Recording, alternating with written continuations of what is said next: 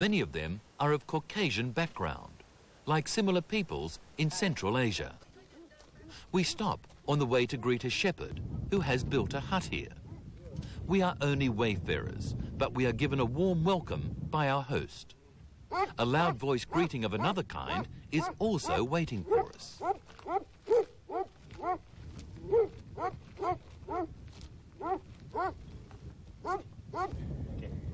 We are told, in so many words, to go on in and sit inside. This family is Kazakh. Each spring, they leave town and set up camp where they can tend their sheep on the grassy steppes. Every 3 months after that, they move again so that their sheep continue to have fresh grazing land. When winter comes, they return to town. Our guide warns us not to ask about the number of sheep they own. The Kazakhs consider it extremely inauspicious for any stranger to learn how many of these valuable assets they possess. Our journey takes us across the desert and over strange mountainous terrain that constantly changes in colour and shape. This desert, known as the Gobi Desert, is recognisable by a mixture of sand and gravel, in which the gravel predominates. Gradually, this type of desert gives way to a vast dark brown landscape that used to be the bed of an ancient sea. These weird rock formations are the result of millions of dead coral, piling up one on top of the other.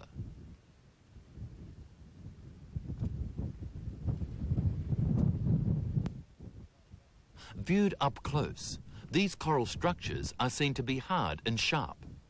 We cannot help thinking that if Marco Polo's caravan had come this way, they would have avoided this particular rock-strewn area as impassable.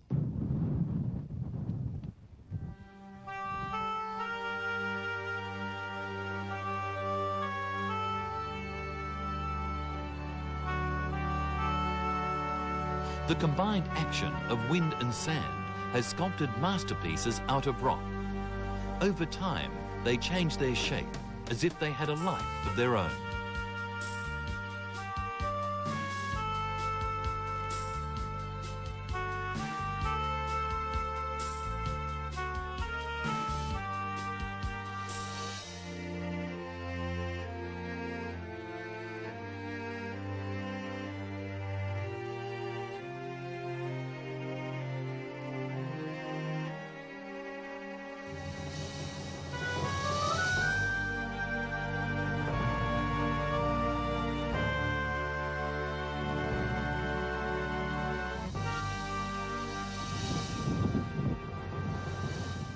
We arrived at Mangai, whose name means both far and high, at around 8 o'clock.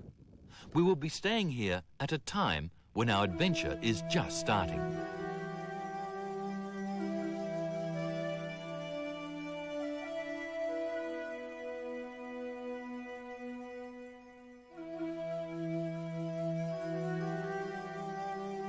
We are told that today's journey will be the most desolate and dangerous on our trip.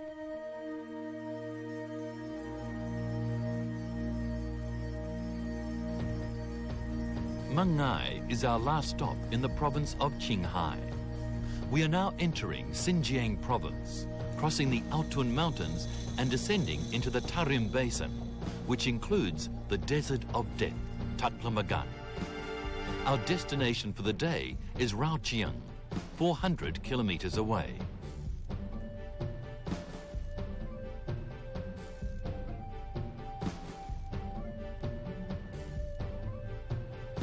None of us in this travelling party knows what lies ahead. Not even our guide has come this way before.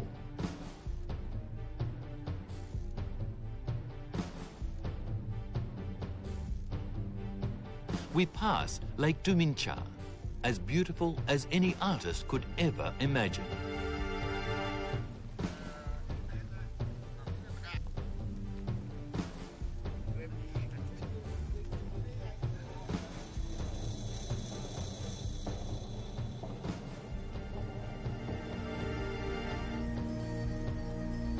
The white line circling the lake consists of salt crystals that have gathered and hardened, indicating how salty Lake Dumincha actually is. This is not, however, the kind of salt that we can use for cooking.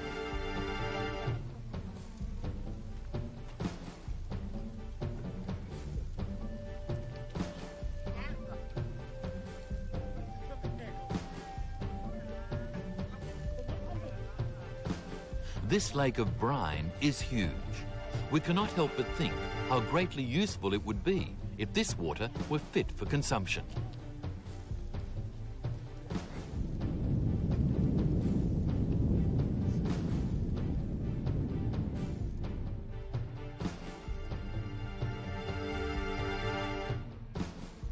The land becomes even drier. Our group of vehicles is crossing an immense wasteland, dust-blown and escorted by mountain ranges on either side.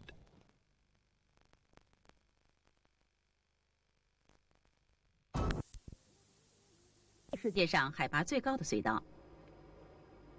经过5天5夜的疏导，京杭运河思古桥堵航航段今天已经恢复双向通航。海事部门提醒，由于近期航道枯水、浓雾传播流量大，再次堵航的可能性很大。有关部门已经加强了对航道的日常巡航，力保干线航道安全畅通。 受地震影响，暂时停课的甘肃张掖中小学校日前全部开课，2165个班级的6万多名学生都搬进了加固教室、改建的暖房或棉帐篷。目前，当地的气温已降至零下10摄氏度，有关部门正在积极努力，争取让暂时在棉帐篷中上课的部分学生也尽快搬进加固教室。 教育部今天公布的2002年学生体质健康监测结果显示，我国学生发育水平继续提高。 城乡学生贫血患病率降低，龋齿患病率呈下降趋势。在学生体质改善的同时，速度、耐力、柔韧性、爆发力等体能素质有所下降，肥胖学生明显增多。各位观众，今天的新闻联播节目播送完了，感谢收看。Panasonic brand. The name is unified, and the quality is enhanced. Now just one brand, Panasonic, with even better quality. Panasonic, ideas for life. All our products will be branded Panasonic. 完工80%-90%不能停建之外，其他的都产生变数。虽然不是全部的焚化炉都要停建，但原本一县市一焚化炉的政策已经被打破。那么平林公投的结果是否也影响政策？张祖恩似乎也动摇了。郝署长本来也都没有谈到环保署本身开放或是不开放这样的决定，这个决定一定是环评委员会根据环境影响评估法。打进。穿上足球装，变身为未来战士的陈总统，拍摄拒绝网络不当资讯公益广告 ，NG 不下数十次的陈总统，脸上始终挂满笑容。我微笑太少了。拍摄效果，总统很满意，即使过程中有突贼，但总统还是展现耐性，让旁人不禁竖起大拇指。觉得跟他一向的这种斗志啊，也可能有很大的关系嘛，哈。那平常像我们呢，这个都演练了几次。 我们就会比较急躁，我看他都还蛮能够很 smooth 的去处理。Once again, we enter a valley. Our caravan must meander back and forth along countless hairpin bends in the road.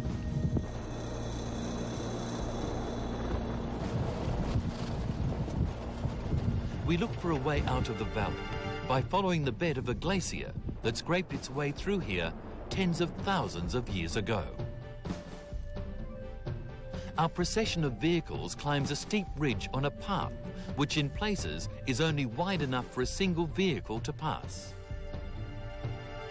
A very steep drop on one side of the road means that our drivers must take great care and concentration as they inch their way forward.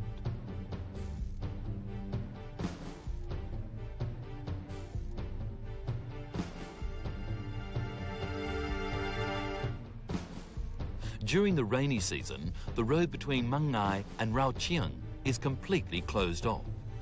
The glacier bed we are presently following becomes for that period a raging river that no one can cross.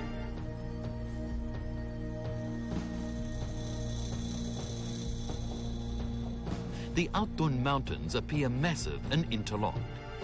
Again and again, our vehicles climb steep inclines and the sides of cliffs, descend into rocky valleys, cross the courses of ancient glaciers, and yet cannot escape the spell of the Outduns.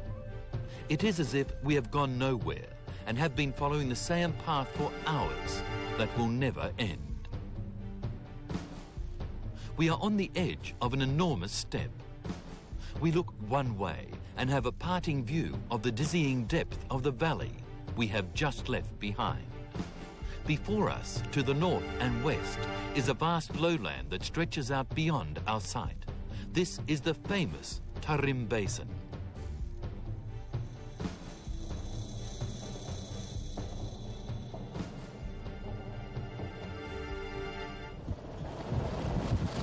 This huge region is 560,000 square kilometers in area.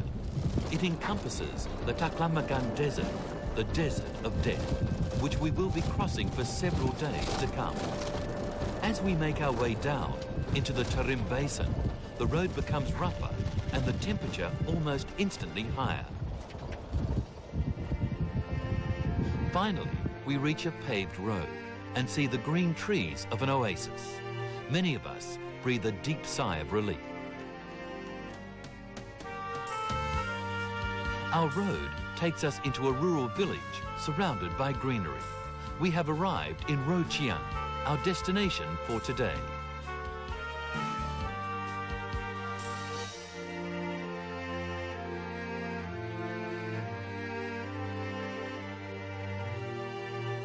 Xinjiang is the first settlement we have seen since entering Xinjiang.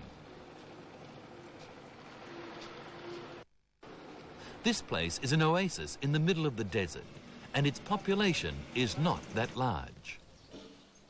We notice a change in the facial features of the people. These are the Uyghurs, the original inhabitants of this land.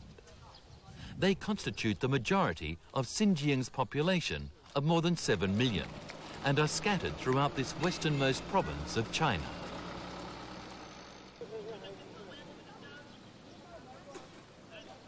The main means of transportation in this region remains the donkey cart, just as in the past. The donkey, consequently, is like a pet that nearly every Uyghur household owns.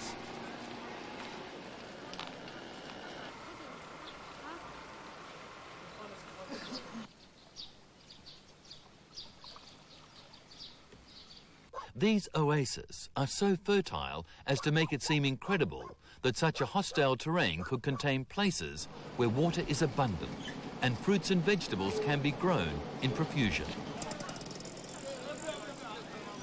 Xinjiang is famous for its watermelons and cantaloupes, which grow well in sandy soil and are amazingly sweet.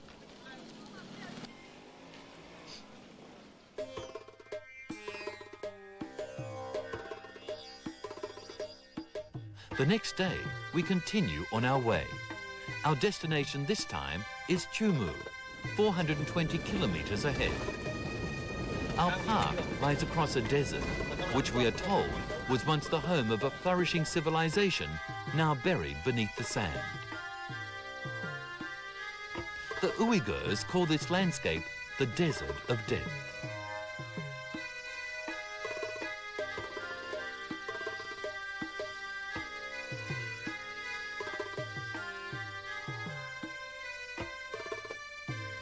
The Taklamakan stretches 1,000 kilometers from east to west and is approximately 400 kilometers wide.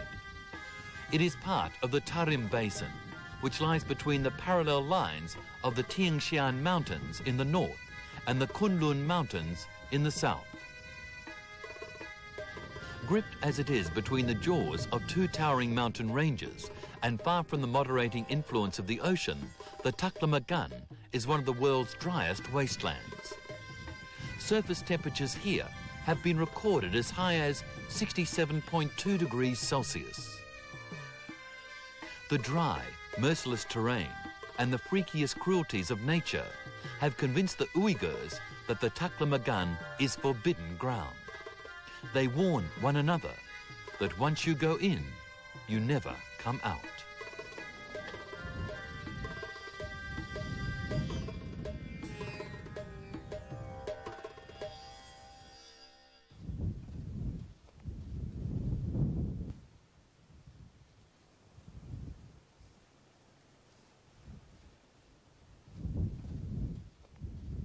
The road ahead has been washed out by heavy torrents. We look for a way to cross below. Our guide tells us that the washouts, which happen frequently during the summer, are the result of snow on the Kunlun Mountains melting and rushing downhill. The vegetation is too sparse to repel this onslaught. The first passenger bus we have seen in 3 days passes us. We can't help wondering what they would do if their bus broke down. More than 8 hours later, we arrive at Chumu. The atmosphere of Uyghur culture becomes increasingly prominent. We are impressed to discover how friendly they can be to travellers like us. The unique features of Uyghur dress become more apparent, and the Chinese element starts to fade away. Language is a significant barrier to communication. The Uyghurs use a Turkic language and know nothing of English. However, we still try to be friendly with them.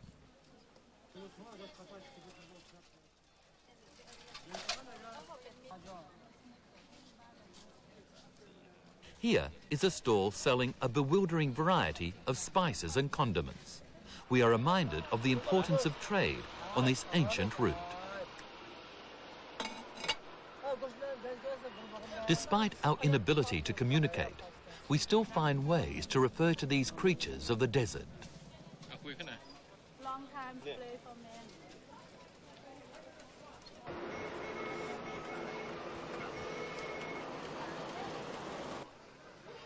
Chumu is a large new settlement, and the houses are neat and clean. The Chinese government has spent a lot on improving these roadside towns in order to promote tourism, which they expect will grow in the future.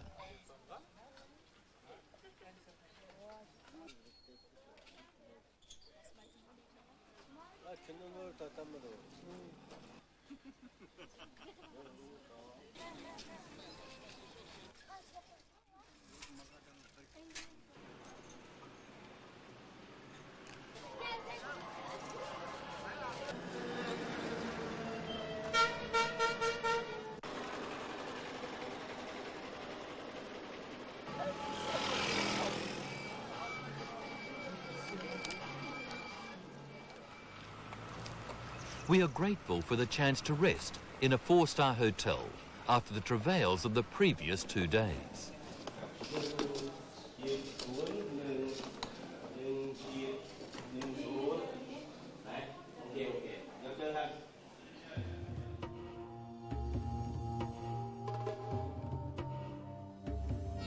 On the following morning, we set out for the town of Mingfei. The road deteriorates, and then it is our vehicle's turn to break down. On a road like this, breakdowns are common. It is important, therefore, to have all the necessary equipment.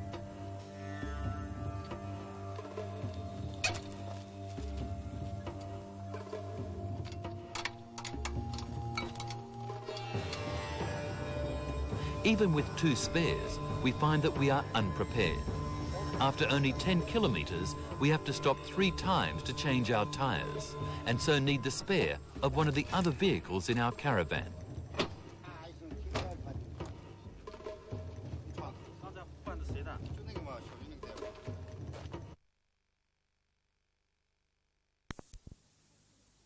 Is eating from a desert poplar, which is an extraordinary type, quite different from the poplars planted at oases or around villages as windbreaks.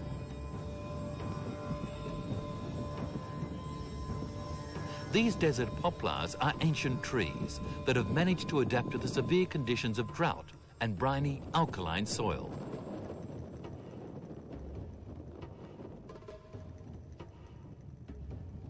The desert poplar is able to eliminate salt and alkaline from its system, and this explains how poplars have grown so well in the Taklamakan Desert.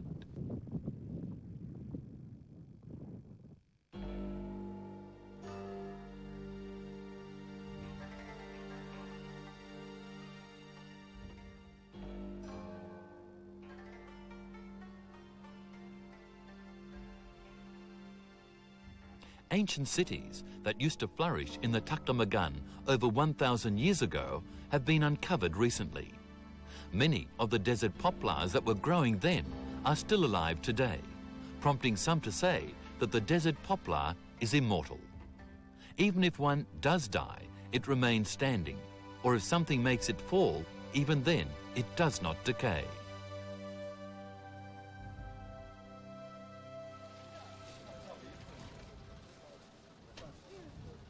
We stopped to have the meal we had previously prepared at the ancient site of Andria, a town on the old Silk Road that now has only 2 or 3 houses.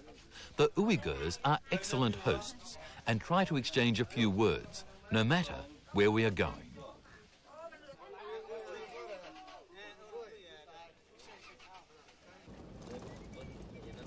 Our guide tells us that we must move on quickly, lest darkness fall before we get to Mingfei. A desert storm is brewing and could be quite difficult and dangerous for us if we are still on the road at night.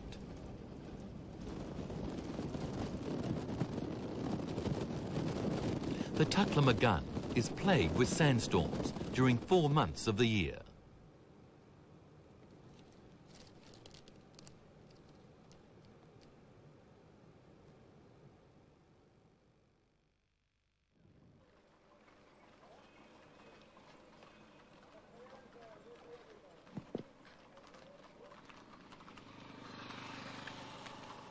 At dusk, we arrive at the small town of Mingfei on the way to Hertian, just as a desert storm is starting up.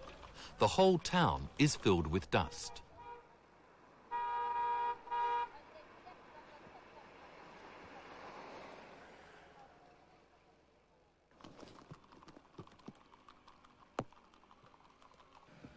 Mingfei gets hit more or less heavily with sandstorms on numerous occasions every year.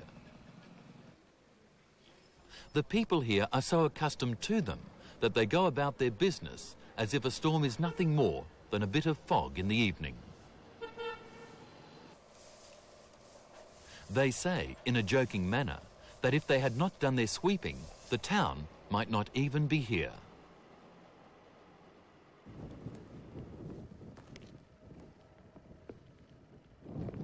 The fierce storms of the Taklamagan is no joke. It is said that an ancient kingdom known as Lo Lan was indeed buried by a sandstorm in a single night, and all lives in it lost. Only in the early years of the 20th century was it rediscovered. Subsequently, an incredible number of other lost civilizations from hundreds of years before were uncovered in a similar manner from beneath the sands of the Desert of Death.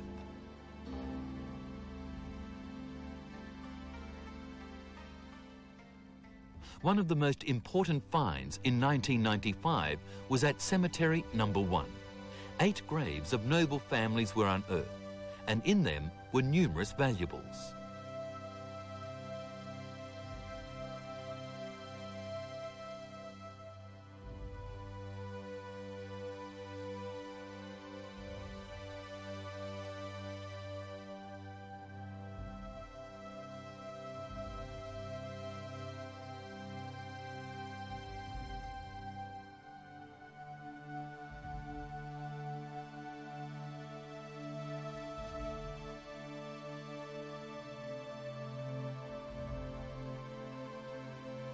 Among the most precious of these ancient objects were fabrics of brightly coloured silk and wool, beautifully designed.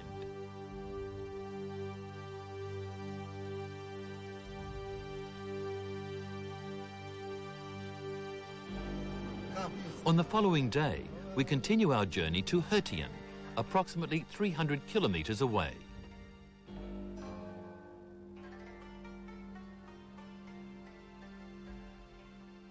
The weather remains unpleasant, and we realise for the first time the immense power of a sandstorm.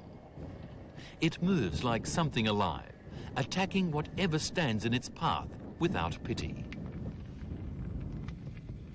While for the people of these parts this is all part of ordinary life, we cannot begin to describe how desolate and awestruck this experience makes us feel.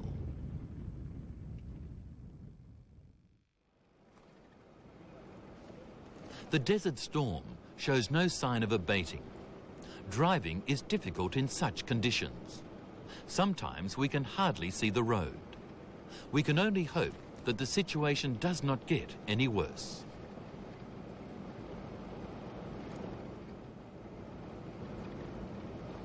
Luck is on our side.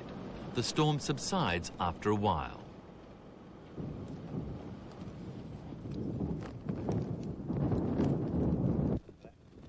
We meet a man who is taking a camel to sell in Mingfei. He is probably walking into the storm, and the way is long. We give him some water for the remainder of his journey. The road across the desert is continually being damaged by storms. Road repair workers have a job that never ends. We notice that the region around us is rather different than the previous 3 days. More greenery is evident, and the number of people is increasing. Their forms, faces and costumes are signs that we are getting ever closer to the western border. The province of Xinjiang, or what the Chinese call the Xinjiang Uyghur Autonomous Prefecture, has an area of 1.6 million square kilometres. This is China's largest province and occupies 1/6 of the entire country. Xinjiang is home to 13 different ethnic groups, scattered across its vast landscape. The Uyghurs are the largest of them, numbering over 7 million. The ancestors of the Uyghurs were nomads who inhabited the north of China around 300 BC.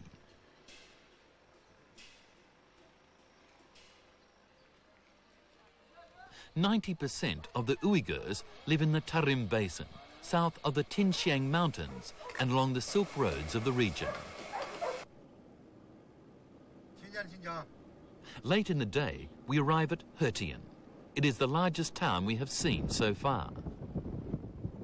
Hetian was a center of the Buddhist faith in the early years of Western Chinese history. Marco Polo also mentioned the town in the account of his travels as one of the most prosperous he saw.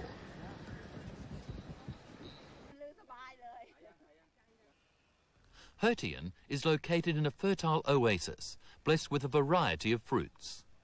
Grapes are plentifully planted here. Every family has its own vineyard. If all the vines of Hetian were laid end to end, it is said they would stretch out for up to 750 kilometres. Moreover, Hetian has long been known for its cultivation of silkworms and the spinning of silk. The most famous type of silk is called altala. Its shades and patterns make a striking statement.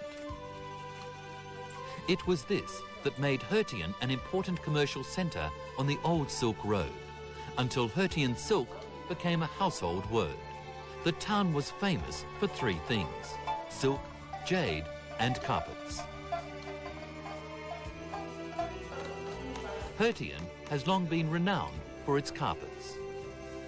The carpets of Xinjiang travelled along the Silk Road into central China on the one hand, and across the western frontier into Central Asia and as far as the Mediterranean Sea.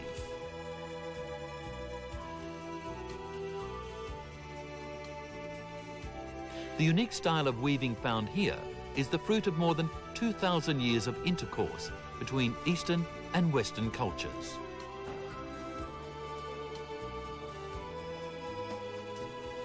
Carpets still fulfill this function of bringing these 2 cultures together. The people of Hetian have turned to this handicraft in an impressive, distinctive way.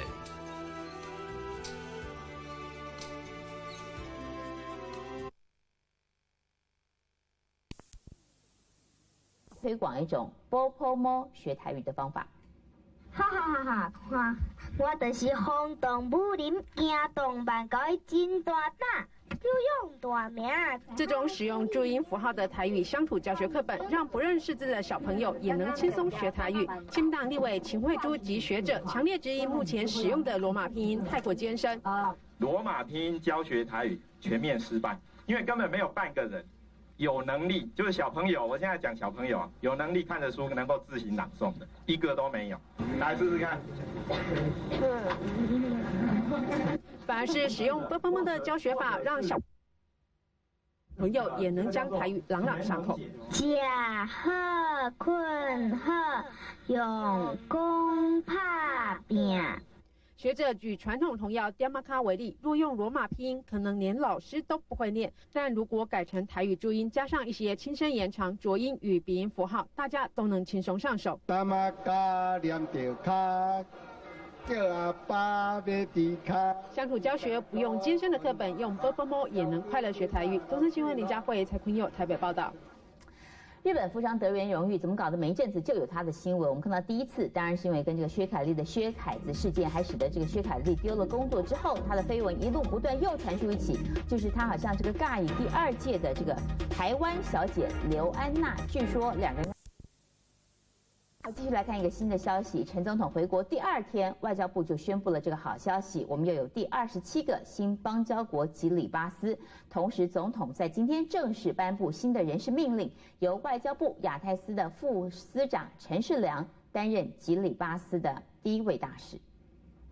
外交部才公布了位于南太平洋地区的新邦交国及里巴斯，陈总统也在第一时间决定了新管人事案。奉总统的核定，我们派这个亚太司的副司长陈世良先生，是我们部里一个非常资深、非常优秀的外交人员。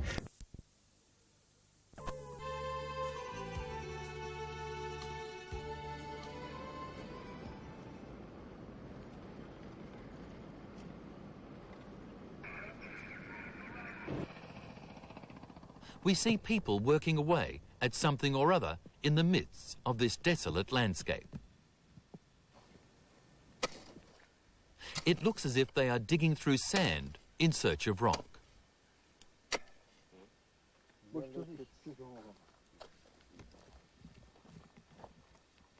We try to ask them what they are looking for.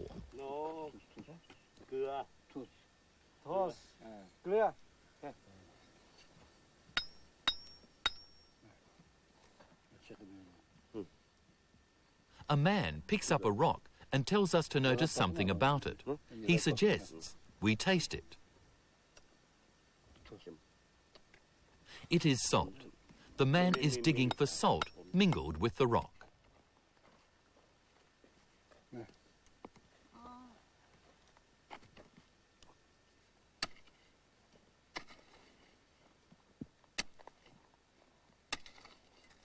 Tens of thousands of years ago, this land was under the sea. For that reason, the land here contains inexhaustible treasures for the diligent and persevering.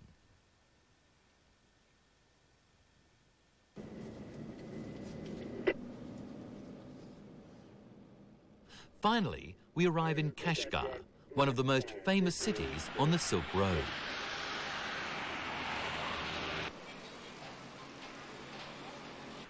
Kashgar has long been a vital entrepot on China's western frontier.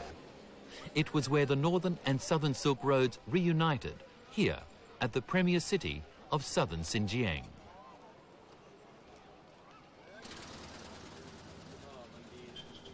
For more than 2,000 years, Kashgar has served as a clearinghouse for merchandise, which would then leave on the backs of camels for Central Asia and Europe.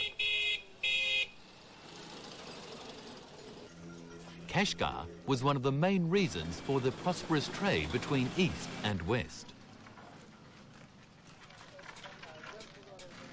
Most of the inhabitants of Kashgar are Uyghurs. More than 200,000 of them live here.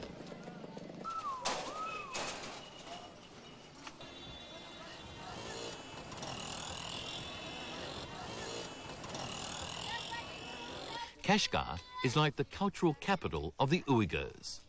And the Uyghurs here set the standard for Uyghurs all over Xinjiang.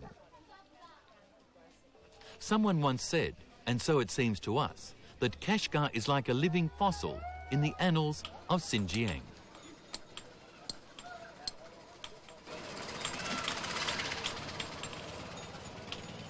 Kashgar is Central Asia's largest oasis town.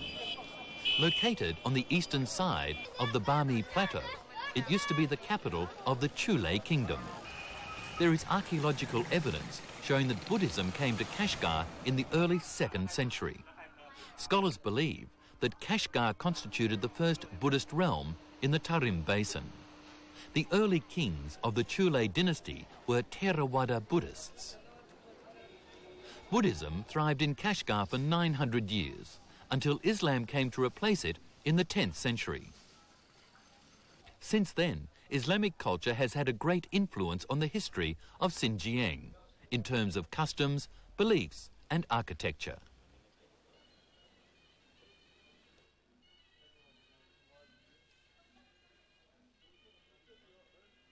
These legacies of culture remain evident today.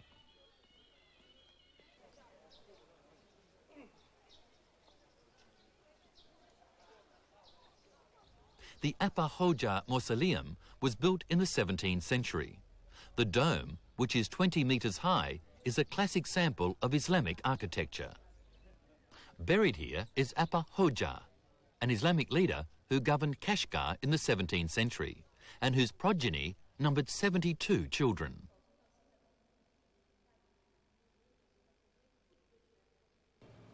Every Sunday morning, thousands or tens of thousands of people from every direction come to the eastern gate of Kashgar. Here is held the largest outdoor market in all of Xinjiang. Every type of transportation is mobilized to carry goods to this point. Traffic, of course, is congested and chaotic.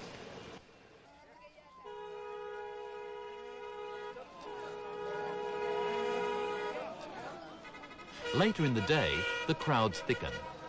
A scene reminiscent of the glory days of the Silk Road unfolds.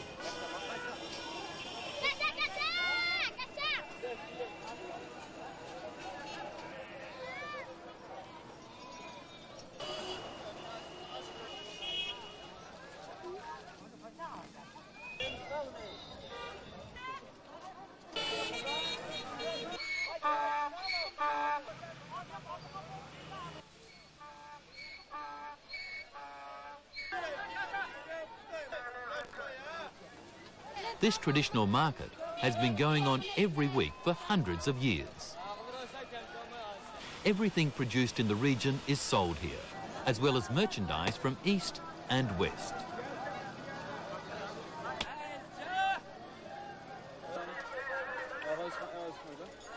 Kashgar is also famous for its fertile farming land. The area is the prime agricultural region of Xinjiang.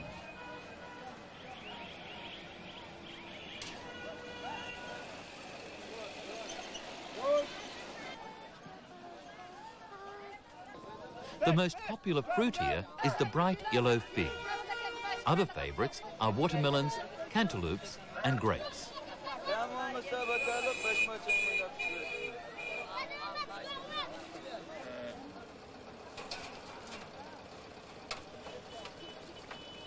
In the 13th century, Marco Polo wrote, "Kashgar has superb orchards and vineyards, and the soil is rich." All this still applies today.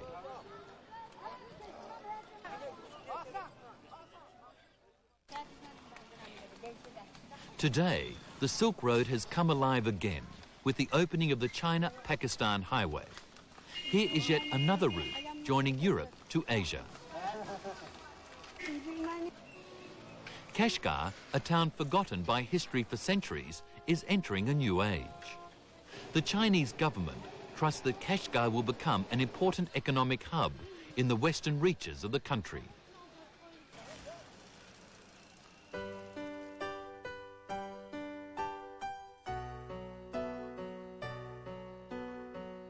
During this week of retracing the route followed by Marco Polo, many new sensations and ideas have enhanced our understanding.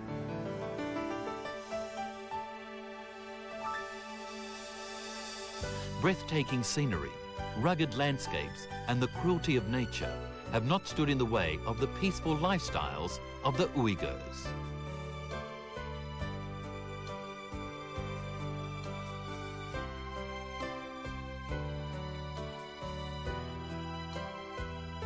They do not complain of this dry, desolate land, nor do they bewail the fate that brought them here.